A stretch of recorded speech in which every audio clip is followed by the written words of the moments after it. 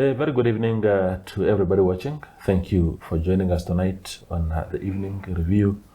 My name is Steven Jabela. Tonight on the platform, we are joined by Joel Haikali. He is a creative entrepreneur who is also one of the leading filmmakers and producers in the country. I will just play a very short clip before we get into conversations with Mr. Haikali.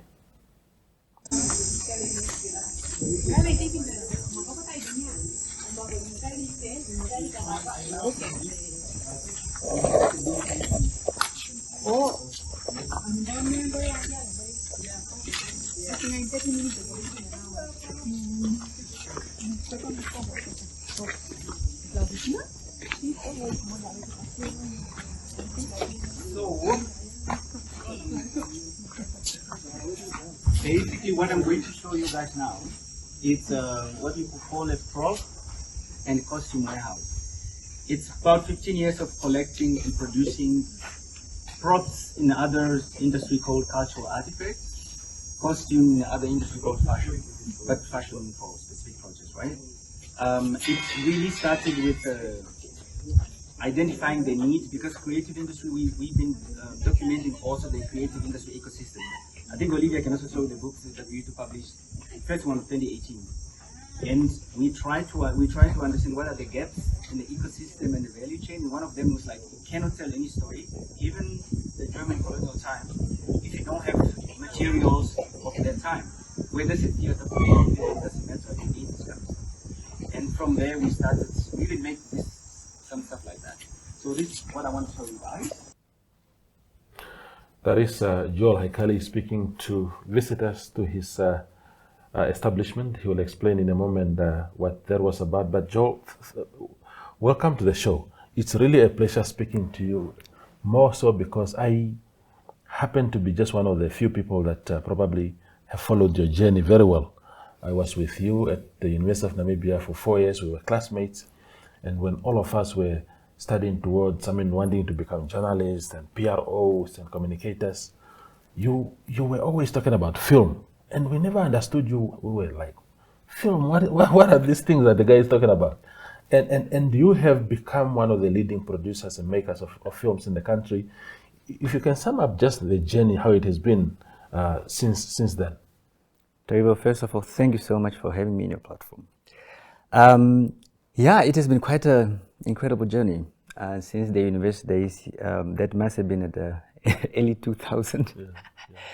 And in those days, the driving force was really passion to tell Namibian stories, which for most part remained to be the case. And that passion sort of helped me personally, but also fellow filmmakers across the country, to be able to travel the world with our work. And with these films, we were able not only to market and promote Namibian culture and the beauty that we have as a country, but also it exposes to what is happening in the world. So that it has been really, really incredible journey that led us to the point where we are. Absolutely. Yeah. And the timing of this conversation couldn't be any better. There's now huge conversations at the highest level of our state about investment in creative industries. The president was in New York just now, and she mentioned, she launched the Namibia Film City concept there in the USA. You guys must be closely monitoring these developments. Indeed. First of all, I think I just want to say that from the creative industry point of view, and in this case speaking also for most creative practitioners, this is really incredible moment. Never have we thought that we will be at the point where we have leadership at that high level, including our sector, which is creative industry, as one of the priority sectors. So this is incredible, and we are very thankful, that that's the case. With that said, obviously, assuming and hoping that's more clear information here to come, there's a bit of gap in the understanding as to what this translates into. Maybe even more specifically, what is the exact understanding of the the state when it comes to creative industry. I could share with you how, as a creative or those who are in creative space, what we hope, what we pray that's very important. Yes. That's very, very important, because in fact, nobody understands your needs better than yourselves. The gaps that exist in your space are best understood by yourselves. So typically, these interventions by the state into your space, what must they entail? Okay. Well, I think first of all, and I was speaking to two friends, creative industry generally, but film in particular, like any other industry, any intervention should start with understanding the ecosystem, right? And with that zoom in to the ecosystem, then you begin to understand gaps that might be there within a value chain, right? So creative industry is no exception. If I were to use film as an example, right now, and I think I'm qualifying myself to comment on that because we are one of the few countries few companies with Joel Vision production in the country that found a way to monetize the process, right? The majority of filmmakers for longest time, the goal was to make a film, let alone without really paying too much attention to what's the process from the concept to producing a film, and where does it end up, who's the off-taker of this film. So that process, right? So therefore, I think the ideal intervention for us is to understand, okay, so what is already there? Where are the gaps? How can they be addressed? What would be the best way to address it in the most sustainable manner? Yeah. So without that, our concern would then be like, is this just going to be one of those things spoken about up there, but it doesn't really have a trickle down effect on the ground. Yeah. Concretely, creative industry in the moment, film in particular, is that we are struggling with the infrastructure. Yeah. If we're talking about Film City, is what problem concretely is it solving? Is it the infrastructure problem? If it is, then what would be nice is really to see where are the different businesses are and how this infrastructure speaks to that in a sustainable manner. Second challenge, which we're hoping with the understanding of the ecosystem that need to be addressed, is the question around skill. Third is a question around marketing, or access to the market rather. When we produced 2021, we produced a movie which the budget was over 100 million. The local spend, it was an international film, by the way, and it was shot entirely in Namibia, and we were the executive producer of that. The local spend in the end was less than 45 million. So which means the rest of the money left the country. How did it leave the country? It left the country because we had to import pretty much all the infrastructure needed, right? But those are very specific infrastructure. And then majority of the skill sets that we needed, because it's a very specialized story, also had to be brought in. And then when the film is done, now it's hundreds of millions went into that film. We need to find we need a market. So we have to find a market somewhere else. So any intervention that I think transformative for us have to speak to some of this key, and we'll be happy to share this data because we do have these data. But if we are not, in all fairness, I think that there are some effort made to reach out, maybe not to the point where let's travel to America or let's do whatever, but there were some effort made to reach out to us, share some information from distance. But without really spending time to understand the ecosystem, either we come up with interventions that are not sustainable, that are outdated, or far passing the people that we are hoping to assist in that process. Yeah. Tell me about what we just saw in the beginning there. The video was taken at your Creative Industry Institute. Yes. What is that? So you introduced me as a creative entrepreneur from the film production company Joel Vision Production, but we work closely with the Creative Industry Institute Africa, and that is an entity which was established pretty much to collect data and to help us understand the creative ecosystem. And in fact, as a matter of fact, it was because of that we begin to understand where skills are, where the gaps are, and how they can be addressed. The place that you've seen there is a physical space where we're trying to address different gaps in a creative ecosystem. For instance, if people are shooting films, they can rent production office there. You basically just come, everything set up. We're going to launch in partnership with the Namibian Film Commission soon what we call a prop and costume warehouse. Basically, this is the infrastructure we're talking about. Millions went into establishing that. At the same place also, there's a lot of investment on a film logistic, because when you're shooting a film, people have to understand, even just a scene of, scene setting in the kitchen, people need to, there has to be seats, the kitchen had to be built, they had to be set up, all this kind of stuff. You need this infrastructure. If now we talk about leadership, if we have to make a film about, let's say, Hendrik Witbooi, we have to recreate this world. What Hendrik Witbooi used to wear at the time, what horse did he rode, what was the bandana, or the special hat, all these details. And all this thing, if you look at it, speaks to employment. It speaks to job creation. But the challenge is, especially within the context of culture and history, we also need to know who are the keeper of that knowledge, so that we can bring him in the space. So creative industry now is the space where that provides us infrastructure. It also provides the network for keepers of knowledge and the digital innovation to come together to work, and also provide and produce infrastructure that can help Namibians to tell the stories. So that is what creative industry is doing in the moment, and also encouraging collaboration with other countries, and both in the region and internationally. This week, for instance, there's a lot of activities happening because it's the Berlin-Windhoek partnership, and there's a lot of discussion around films, around creative in general at the space. Yeah, wonderful. We go for a very short break and return with Joel Haikali.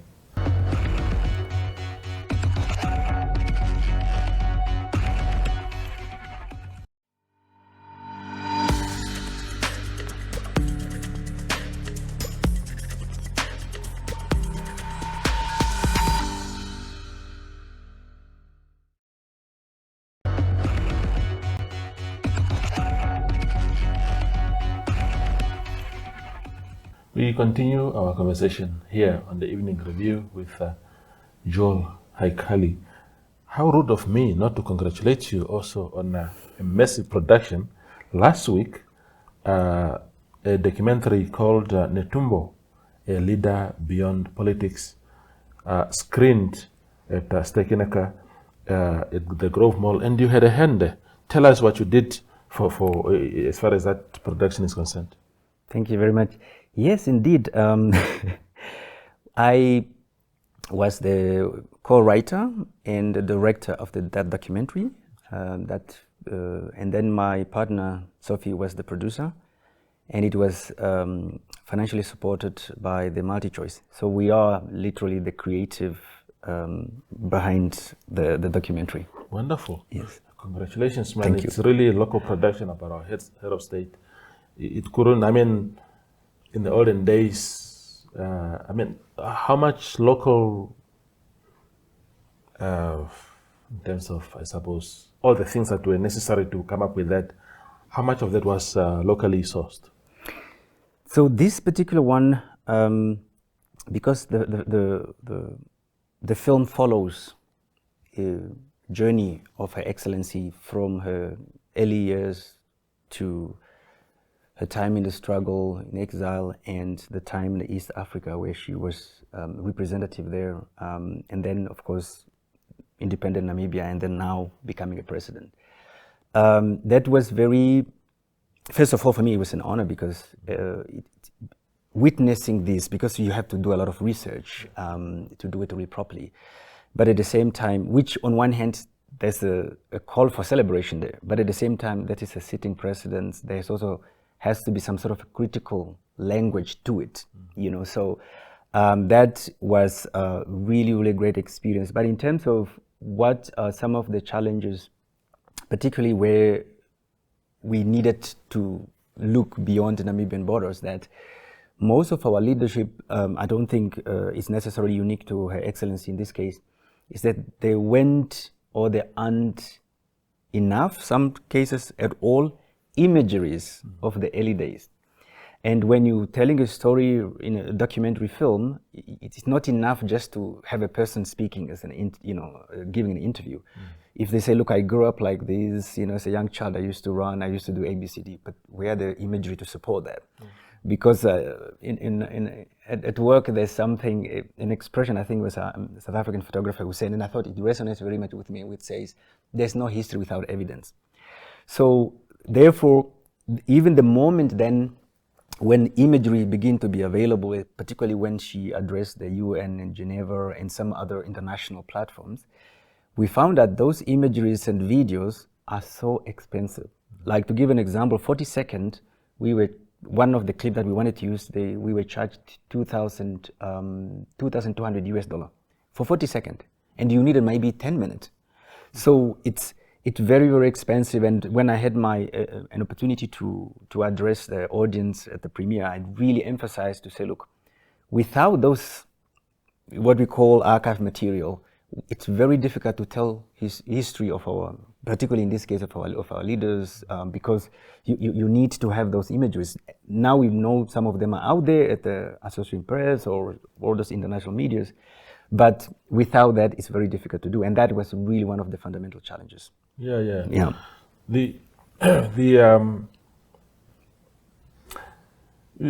Apart from that, you've done major other things. You just spoke about $100 million film that you did some years ago. What are some of the sort of highlights of your business of Joe Vision production so far? Okay, there's quite a few. Maybe I think it's worth talk. Well, I will try to share two. One from our company producing Namibian content. One of the films that we produce includes a short film called Invisible, which was shortlisted for the Oscars some years back, which is really a great deal. And we have done quite a number. One of them you appeared in, and that film did really well internationally. You have them translated into French and many different languages, shown airline, TV, and all these businesses means these are money that's coming to Namibia through film. Because if our film has been shown into Brazil, into France, in Germany, and so it means we have to translate in those languages, and they have to pay for the broadcasting right, and this money comes to Namibia. And then when the money comes, this is the money we use to invest in infrastructure. But also, since fairly maybe 8 years, we've been proactively involved in co-production. This is becoming now the model that we are really specializing on. And what that means is always identify international, or a partner beyond Namibian borders to work on a project. This has been really incredibly beneficial because it means now with that level of collaboration, you could share skill. So we can maximize, use every skills available in Namibia, and the way we don't have, we bring, from the other country. And it too, because films are very expensive, often it's very difficult to raise all the money you need in Namibia. So you raise what you can raise here, and then the rest comes from somewhere else. And if you partner with a country like, like in one of the last films was with South Africa, close to 50 million or maybe even more population, it means now your product, you also now it has a dual citizenship. You can show it in Namibia and you can show it in South Africa. And so this helps you with fundraising, it helps you with during the production in terms of skill, but most importantly, when it comes to marketing. So the project that I mentioned is a film called Measure of Men, and it's together with Germany. And this film was entirely shot here. It's set around between 1904 and 1908. And this film was so important because it was showed at cinema in Germany and some other parts, but also on TV now in Germany. And also it was shown in the parliament and some schools because it tells a very important historical moment, dark historical moment in Namibia, within Namibian, Namibian context.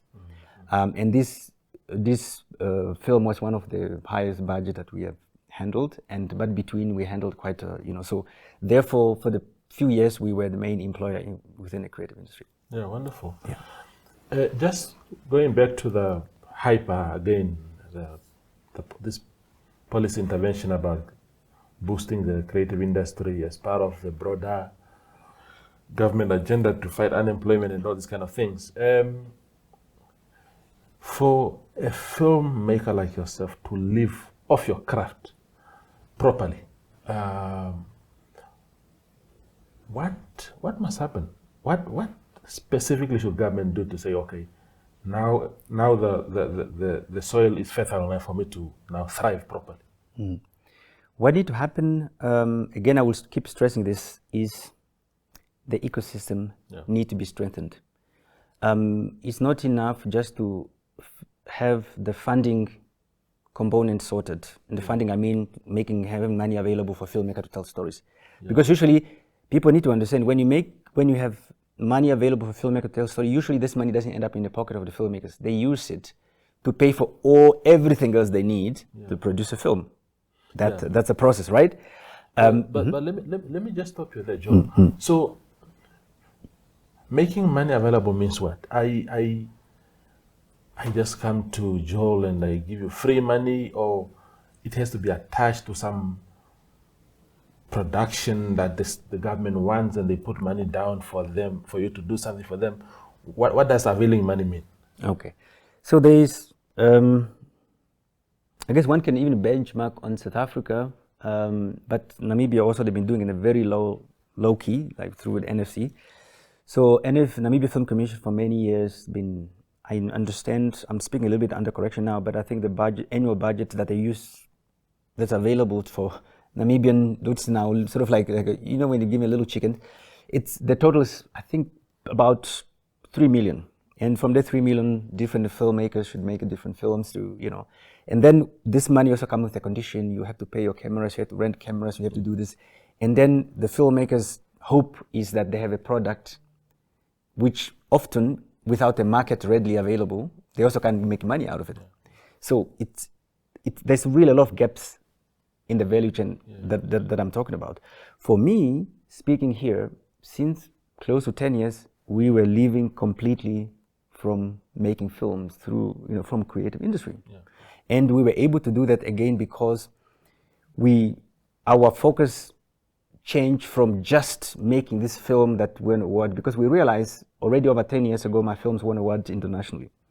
But I come back at the Hosea Kotako airport, I still have to take a cab home, and I realize something's not right with this.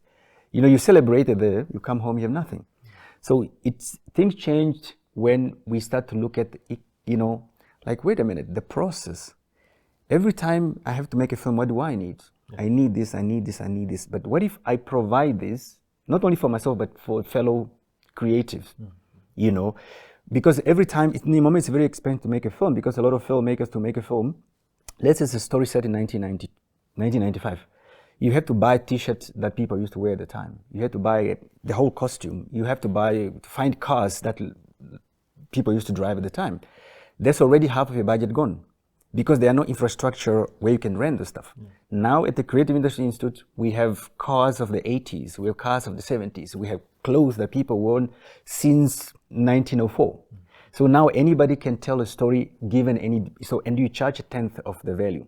So now it's becoming cheaper and become easier. But for us, it become a revenue generation, right? So for anybody, and in this case, the government, if they're really serious about doing this, they have to look at those things. Because when you do that, you're also creating more job opportunity for people to survive and also to improve their craft. Because it's also not enough if you only make one film a year.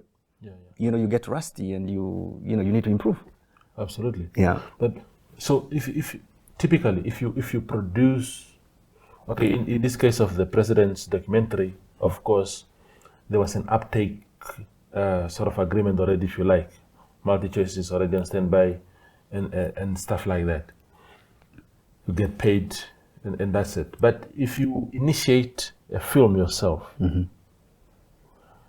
without any uptake agreement, you're not producing it for anyone. How do you typically make a living out of that, or some money out of it? Yeah. So first of all, I really like the way you put it. Making a film without an uptaker, without off-taker, without somebody ready to buy it, that should be discouraged. Okay. Just like it should in music, like it should in any, because, and I know the people sitting at home thinking like, what do you mean? Like, it should be discouraged in the sense that, and please take it from somebody who, this is what I do now for a living. Even in the case where you don't have anybody signing, having signed of taking the product that you're doing, at least you should have an idea where this product is going to end up. Otherwise, it's going to be really not a wise investment, even if it's your own money, because you put in there, you produce, then what? That's why for longest time you have creatives who are sitting with this incredible creative work, whether it's a visual art, have a beautiful painting. We have talent in this country is not a problem.